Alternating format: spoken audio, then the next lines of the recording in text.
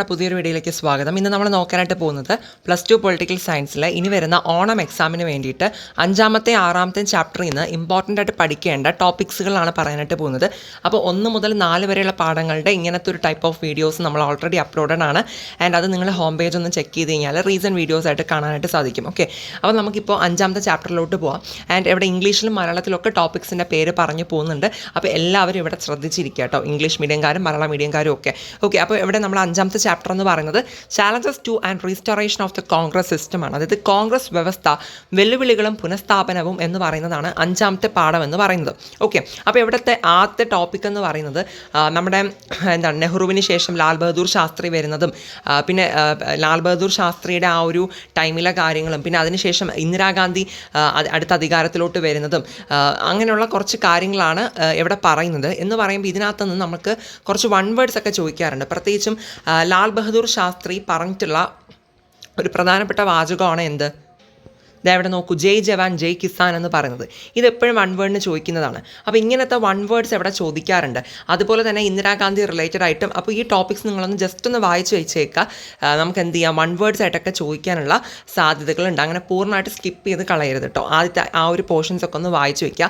പിന്നെ നിങ്ങൾ correct importance കൊടുത്ത് പഠിക്കേണ്ട ഒരു ടോപ്പിക്കാണ് 4th ജനറൽ ഇലക്ഷൻസ് 1967. അതായത് 1967 4ാമത് പൊതു തെരഞ്ഞെടുപ്പുകളെ പറ്റിയിട്ട്. ഓക്കെ, അപ്പോൾ ഈ ഒരു ഇലക്ഷനെ പറ്റിയിട്ട് കൃത്യമായിട്ട് എന്ത് ചെയ്യണം, നോക്കി വെക്കുക.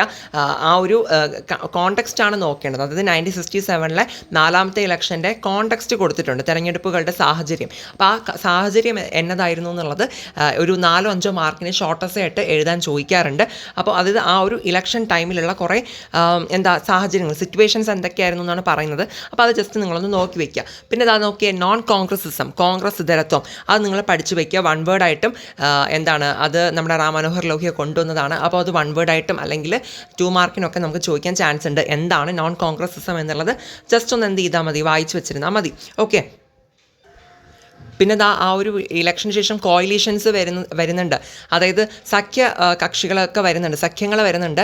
അപ്പോൾ ഈ ഒരു ടോപ്പിക്സ് റിലേറ്റഡ് ആയിട്ടൊക്കെ ജസ്റ്റ് ഒരു വൺ വേർഡും കാര്യങ്ങളൊക്കെ പല പാർട്ടീസ് ഉണ്ട്. അപ്പോൾ അതൊക്കെ ജസ്റ്റ് ഒന്ന് വായിച്ച് വെച്ചിരിക്കുന്നത് നല്ലതാണ് കേട്ടോ. ഇപ്പോൾ ഇവിടെ SVD ഗവൺമെൻറ്റുകൾ ഫോം ചെയ്യുന്നുണ്ട്. അപ്പോൾ അതൊക്കെ നിങ്ങളൊന്ന് നോക്കി വയ്ക്കുക. അതൊക്കെ നമുക്ക് അതെ വൺ വേർഡ്സ് സെക്ഷനിലൊക്കെ ചോദിക്കാറുണ്ട് കേട്ടോ. ഇനി ഡിഫെക്ഷൻ കൃത്യമായിട്ട് പഠിച്ചു വയ്ക്കണം. കൂറുമാറ്റം എവിടെയും നോക്കിയ ആയാറാം ഗയാറാം എന്ന് പറഞ്ഞിട്ട് ഒരു കഥ കൊടുത്തിട്ടുണ്ട്, സ്റ്റോറി ഓഫ് ആയാറാം ഗയാറാം എന്ന് പറഞ്ഞിട്ട്. അതായത് ഈ ഡിഫെക്ഷൻ എന്ന് വെച്ചിട്ടുണ്ടെങ്കിൽ എന്താണ്, കൂറുമാറ്റം എന്ന് പറയുമ്പോൾ ഒരു പാർട്ടിയിൽ നിന്നിട്ട് പിന്നെ വേറൊരു പാർട്ടിയിലോട്ട് ചാടുക, ആ ഒരു സംഭവം കേട്ടിട്ടുണ്ടായിരിക്കുമല്ലോ. സോ ദാറ്റ് ഈസ് അതാണ് ഈ കൂറുമാറ്റം എന്ന് പറയുന്നത്. അപ്പോൾ ഇത് റിലേറ്റഡ് ആയിട്ട് നമുക്ക് വൺ വേർഡിനും അതുപോലെ തന്നെ ഒരു 2 മാർക്ക് 4 മാർക്ക് ആ ഒരു രീതിക്കൊക്കെ ചോദിക്കാൻ ചാൻസ് ഉണ്ട്. പ്രത്യേകിച്ചും ഈ ആയാറാം ഗയാറാം വെച്ചിട്ടാണ്, മീൻസ് അത് റിയലി നടന്നൊരു സംഭവമാണ്. സോ അത് റിലേറ്റഡ് ആയിട്ടാണ് നമുക്ക് പലപ്പോഴും ക്വസ്റ്റ്യൻസ് ഈ ഒരു ടോപ്പിക്കിൽ നിന്ന് വരാറുള്ളത്. അപ്പോൾ അത് നിങ്ങൾ കൃത്യമായിട്ട് ഫുള്ളി വായിച്ചിട്ട് പോകട്ടോ. പിന്നെ അടുത്ത് വളരെ പ്രധാനപ്പെട്ടതായിട്ട് പഠിക്കേണ്ട ഒരു ടോപ്പിക്കാണ് കോൺഗ്രസ്സിലെ പിളർപ്പ് അഥവാ സ്പ്ലിറ്റ് ഇൻ ദ കോൺഗ്രസ് എന്ന് പറയുന്നത്. അപ്പോൾ ഈ ഒരു സ്പ്ലിറ്റ് ഇൻ ദ കോൺഗ്രസ് എന്ന് പറയുമ്പോൾ കോൺഗ്രസ് പാർട്ടി രണ്ടായിട്ട് പിളരുകയാണ്. ഇന്ദിരാ വേഴ്സസ് സിൻഡിക്കേറ്റ് എന്ന് പറഞ്ഞത്, അതായത് ഇന്ദിരാഗാന്ധിയുടെ പക്ഷത്തുള്ള ഒരു ഗ്രൂപ്പായിട്ടും പിന്നെ സിൻഡിക്കേറ്റ് എന്ന് പറയുമ്പോൾ കോൺഗ്രസ്സിലെ മുതിർന്ന നേതാക്കന്മാരെല്ലാവരും കൂടി ചേർന്നിട്ടുള്ള ഒരു ഗ്രൂപ്പാണ്. അങ്ങനെ കോൺഗ്രസ് പാർട്ടിക്ക് അകത്ത് തന്നെ രണ്ടായിട്ട് സ്പ്ലിറ്റ് വരുന്നുണ്ട്. അപ്പോൾ ഇതെപ്പോഴും ഒരു ഷോർട്ടസ്റ്റ് ആയിട്ട് 5 മാർക്കിനൊക്കെ ചോദിക്കാറുണ്ട് ഈ സ്പ്ലിറ്റ് വന്നതിനെ പറ്റി, അല്ലെങ്കിൽ ഈ ഇന്ദിരാ വേഴ്സസ് സിൻഡിക്കേറ്റിനെ പറ്റിയിട്ട്. മീൻസ് ഇന്ദിരാഗാന്ധിയുടെ ആ ഒരു ഗ്രൂപ്പ് എങ്ങനെയായിരുന്നു, സിൻഡിക്കേറ്റിൻ്റെ എങ്ങനെയായിരുന്നു എന്നുള്ളത് റിലേറ്റഡ് എല്ലായ്പ്പോഴും ചോദിക്കുന്നൊരു ചോദ്യമാണ്. അപ്പോൾ അത് നിങ്ങൾ എന്ത് ചെയ്യുക, ആ ടോപ്പിക്ക് കൃത്യമായിട്ട് വായിച്ചു വെച്ചിട്ട് പോവാം. പിന്നെ വളരെ വളരെ പ്രധാനപ്പെട്ട അടുത്തൊരു ടോപ്പിക്കാണ് 1969 പ്രസിഡന്റ് തെരഞ്ഞെടുപ്പ്, പ്രസിഡൻഷ്യൽ ഇലക്ഷൻ 1969. ഇത് കൃത്യമായിട്ട് പഠിച്ചിട്ട് പോകേണ്ട ഒരു ടോപ്പിക്കാണ് കേട്ടോ. അതായത് ഇതിൽ നിന്ന് നമുക്ക് ഒരു ഷോർട്ടസ്റ്റ് ആയിട്ട് 5 മാർക്കിനൊക്കെ ചോദിക്കുന്ന ഒരു ടോപ്പിക്കാണിത്. പ്രസിഡന്റിനെ തിരഞ്ഞെടുത്തത് എങ്ങനെയായിരുന്നു ആ 1969. അപ്പോൾ അവിടെ കുറേ പ്രതിസന്ധികളൊക്കെ ഉണ്ടായിരുന്നു, അതൊക്കെയാണ് അതിനകത്ത് പറഞ്ഞു വെക്കുന്നത്. സോ അത്രയൊക്കെയാണ് ആ ഒരു 5-ാമത്തെ പാഠത്തിൽ നിന്ന് പ്രധാനപ്പെട്ടതായിട്ട് പറയാനുള്ളത്. മാക്സിമം കുറേ പോർഷൻസും അവിടെ ഇമ്പോർട്ടൻ്റ് ആയിട്ട് വരുന്നതാണ്. അപ്പോൾ പറഞ്ഞതൊക്കെ കൃത്യമായിട്ട് നോക്കിയിട്ട് പോകാനായിട്ട് നോക്കുക.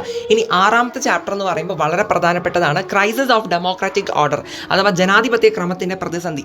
ഇത് പ്രധാനപ്പെട്ടതെന്ന് പറയാനുള്ള റീസൺ എന്താണെന്ന് വെച്ചിട്ടുണ്ടെങ്കിൽ ഇതിനകത്ത് നിന്ന് ഒരു 8 മാർക്കിൻ്റെ എസ്സേ ചോദ്യം നമുക്ക് പഠിക്കാനുണ്ട്. ഓക്കെ, അത് തന്നെയാണ് ഫസ്റ്റ് ഈ ചാപ്റ്ററിൽ തുടങ്ങുന്നത്.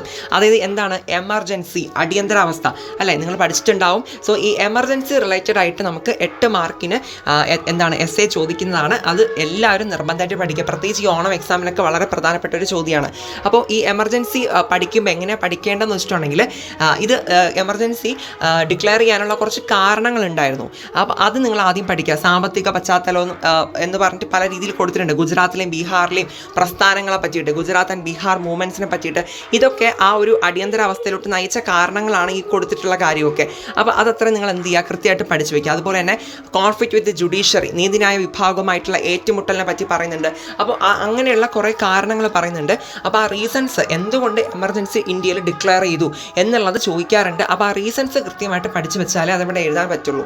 അത് മാത്രമല്ല, അതിനുശേഷം ഈ എന്താണ് അടിയന്തരാവസ്ഥ പ്രഖ്യാപിക്കുന്ന കാര്യം പറയുന്നുണ്ട്. പിന്നെ ഇതിൻ്റെ കോൺസിക്വൻസസ് അത് ഭയങ്കര ഇമ്പോർട്ടൻ്റ് ആണ്. അതായത് ഈ ഒരു അടിയന്തരാവസ്ഥയെ തുടർന്ന് ഇന്ത്യയിലുണ്ടായ പ്രത്യാഘാതങ്ങൾ എന്തെല്ലാമായിരുന്നു. ഓക്കെ, ഒരുപാട് പ്രതിസന്ധിയും ഒക്കെ വരുന്നുണ്ട്. അപ്പോൾ അത് നിങ്ങൾ എന്ത് ചെയ്യണം, കൃത്യമായിട്ട് വായിച്ചു വയ്ക്കുക. അത്യാവശ്യം ഡീറ്റെയിൽ ആയിട്ട് തന്നെ വായിക്കാനുണ്ട് കേട്ടോ. ഈ ഒരു ടോപ്പിക്കിലൊക്കെ പ്രത്യാഘാതങ്ങൾ, കോൺസിക്വൻസസ് സെപ്പറേറ്റ് ആയിട്ട് അത്യാവശ്യം വിശാലമായിട്ട് കൊടുത്തിട്ടുണ്ട്.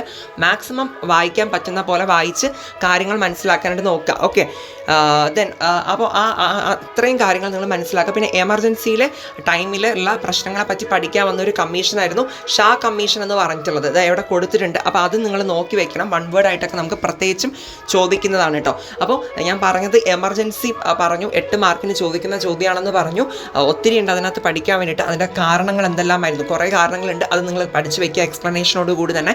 പിന്നെ അതെങ്ങനെ, ആര് ഡിക്ലെയർ ചെയ്തു, എന്തുകൊണ്ട് ഡിക്ലെയർ ചെയ്തു, ആ ഒരു കാര്യമൊക്കെ പറഞ്ഞിട്ട് ദെൻ എന്ത് ചെയ്യുക, അതിൻ്റെ കോൺസിക്വൻസസ്, ആ ഒരു ടൈമിലുണ്ടായ പ്രതിസന്ധികൾ എന്തെല്ലാമായിരുന്നു, പ്രത്യാഘാതങ്ങൾ എന്തെല്ലാമായിരുന്നു എന്നുള്ളത് കൃത്യമായിട്ട് മനസ്സിലാക്കി വയ്ക്കുക. അതൊക്കെ നമുക്ക് സിമ്പിളായിട്ട് ഓർത്ത് വയ്ക്കാൻ പറ്റുന്ന തന്നെയാണ് കേട്ടോ. ആ ഒരു ടൈമിൽ എന്താണ്, ആൾക്കാർക്ക് ഫണ്ടമെൻ്റൽ റൈറ്റ്സ് ഒന്നും കൊടുത്തിട്ടുണ്ടായിരുന്നില്ല. ആൾക്കാർക്ക് ഒരു അവകാശം ഉണ്ടായിരുന്നില്ല. എല്ലാം അവകാശവും എല്ലാ റൈറ്റും ഉണ്ടായിരുന്നത് സെൻട്രൽ ഗവൺമെൻറ് തന്നെയായിരുന്നു. പിന്നെന്താ, ന്യൂസ് പേപ്പറിനൊന്നും വേറെ സ്വാതന്ത്ര്യമൊന്നും ഉണ്ടായിരുന്നില്ല. അപ്പോൾ അങ്ങനെയുള്ള കാര്യങ്ങളൊക്കെയാണ് അതിനകത്ത് പറയുന്നത്. ഓക്കെ, ഇനി നിങ്ങൾ ആ ഒരു ടോപ്പിക്ക്, ഒറ്റ ടോപ്പിക്കാണ് നമ്മൾ പറഞ്ഞത്, ആ ഒരു എസ് എ ടോപ്പിക്ക്. അത് കഴിഞ്ഞ് കഴിഞ്ഞാൽ പിന്നെ ഇവിടെ നോക്കേണ്ട ഒരു കാര്യം ജനതാ ഗവൺമെൻറ്റിനെ പറ്റിയിട്ട്. അതായത് ആക്ച്വലി ഈ ഒരു എമർജൻസിക്ക് ശേഷം അടുത്ത ഇലക്ഷൻ വരികയും എന്താണ് കോൺഗ്രസ് പാർട്ടി എന്താണ് കീഴിലാവുകയും ചെയ്യുന്നുണ്ട്. എന്നിട്ട് ജനതാ ഗവൺമെൻറ് ഉയർന്നു വരുന്നുണ്ട്. ഓക്കെ, അപ്പോൾ ജനതാ ഗവൺമെൻറ് വരുമ്പോഴും കുറച്ച് കാലയളവ് മാത്രമാണ് ജനതാ ഗവൺമെൻറ് എന്ത് ചെയ്തത്, അധികാരത്തിലിരിക്കാൻ പറ്റിയത്. അപ്പോൾ എന്തുകൊണ്ടാണ് ജനതാ ഗവൺമെൻറ് താഴെ വീണത്, അല്ലെങ്കിൽ ജനതാ ഗവൺമെൻറ് പെട്ടെന്ന് തന്നെ ഫെയിലുവർ ആയി പോയിട്ടുണ്ടായിരുന്നു? അതിൻ്റെ റീസൺസ് ചോദിക്കാറുണ്ട്. അപ്പോൾ ആ ജനതാ ഗവൺമെൻറ് എന്ന് പറയുന്ന ആ ഒരു ടോപ്പിക്ക് പഠിച്ചു കഴിഞ്ഞാലാണ് നമുക്ക് അതിന് ആൻസർ ചെയ്യാൻ പറ്റുക. അപ്പോൾ അതെങ്ങനെയാണ് ക്വസ്റ്റ്യൻ വരിക, എന്തുകൊണ്ടാണ് ജനതാ ഗവൺമെൻറ് ഫെയിലുവർ ആയി പോയത്? കാരണം ഞാൻ പറഞ്ഞല്ലോ, കോൺഗ്രസിന് ശേഷം ഈ ഒരു എമർജൻസി ഒക്കെ വന്നപ്പോൾ അത് ആൾക്കാർക്ക് ഭയങ്കര ബുദ്ധിമുട്ടായിരുന്നു. ഓക്കെ, ദെൻ അതിനുശേഷം ഇലക്ഷൻ വന്നപ്പോൾ കോൺഗ്രസ് അധികാരത്തിൽ വന്നില്ല. അതിന് പകരമാണ് ജനതാ ഗവൺമെൻറ് മെജോറിറ്റി സപ്പോർട്ടോടുകൂടി വരുന്നത്. അപ്പോൾ ഈ ഒരു എന്താണ് ജനതാ ഗവൺമെൻറ് വന്നിട്ടും അതിന് കാലാവധി പൂർത്തിയാക്കുന്നതിന് മുന്നേ തന്നെ അത് മുട്ടിലാവുന്നുണ്ട്. സോ എന്തുകൊണ്ടാണ് ജനതാ ഗവൺമെൻറ് ഫെയിലുവർ ആയി പോയതെന്ന് ചോദിക്കാറുണ്ട്. അപ്പോൾ അത് റിലേറ്റഡ് ആയിട്ടുള്ള കാര്യങ്ങൾ നിങ്ങൾ എന്ത് ചെയ്യണം, വായിച്ച് വെക്കുക. സോ ഇത്രയും കാര്യങ്ങളാണ് നമുക്ക് ഇവിടെ നിന്ന് പറയാനായിട്ടുള്ളത്. ഇമ്പോർട്ടൻ്റ് ആയിട്ടുള്ള കാര്യങ്ങളാണ് പറഞ്ഞത്. മാക്സിമം ചാപ്റ്റേഴ്സൊക്കെ ഫുള്ളി വായിച്ചിട്ട് പോകുന്നത് തന്നെയാണ് ഏറ്റവും നല്ലത്. ഫുൾ മാർക്കും ഒക്കെ നിങ്ങൾ എയിം ചെയ്യുന്നുണ്ടെങ്കിൽ അതായിരിക്കും ഏറ്റവും ബെറ്റർ.